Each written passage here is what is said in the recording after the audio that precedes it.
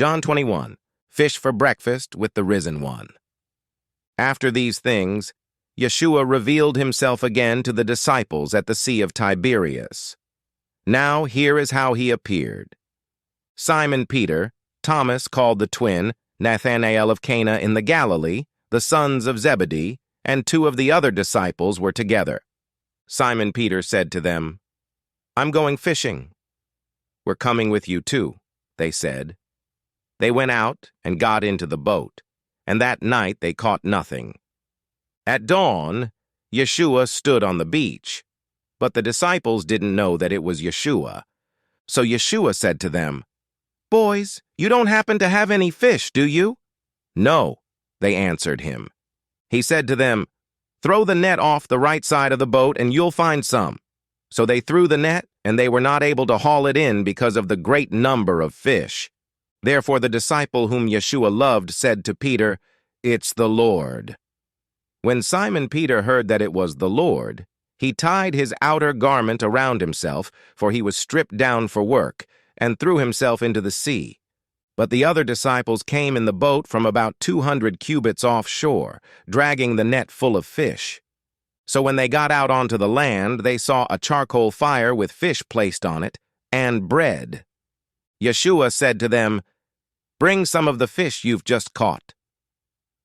Simon Peter went aboard and hauled the net to shore. There were 153 fish, many of them big, but the net was not broken. Yeshua said to them, "Come, have breakfast." None of the disciples dared ask him, "Who are you?" knowing it was the Lord. Yeshua comes and takes the bread and gives it to them, and likewise the fish. This was now the third time that Yeshua was revealed to the disciples after he was raised from the dead.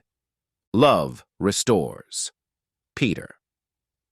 When they had finished breakfast, Yeshua said to Simon Peter, "Simon, son of John, do you love me more than these?" "Yes, Lord," he said to him. "You know that I love you." He said to him, "Feed my lambs." He said to him again a second time, "Simon, son of John, do you love me?" "Yes, Lord," he said. "You know that I love you." He said to him, "Take care of my sheep." He said to him a third time, "Simon, son of John, do you love me?" Peter was grieved because he said to him for a third time, "Do you love me?" And he said to him, "Lord, you know everything. You know that I love you." Yeshua said to him, "Feed my sheep." "Amen, amen, I tell you, when you were younger, you used to dress yourself and walk wherever you wanted. But when you grow old, you will stretch out your hands, and someone else will dress you and carry you where you do not want to go." Now this, he said to indicate by what kind of death Peter was going to glorify God. And after this, Yeshua said to him, "Follow me." Peter, turning around, sees the disciple following. This was the one whom Yeshua loved, who also had reclined against Yeshua's chest at the Seder meal and said, "Master, who is the one who is betraying you?" Seeing him, Peter said to Yeshua, "Lord, what about him?" Yeshua said to him, "If I want him to remain until I come, what is that to you? You follow me." Therefore this saying went out among the brothers and sisters that this disciple would not die. Yet Yeshua did not say to him that he would not die, but, "If I want him to remain until I come, what is that to you?"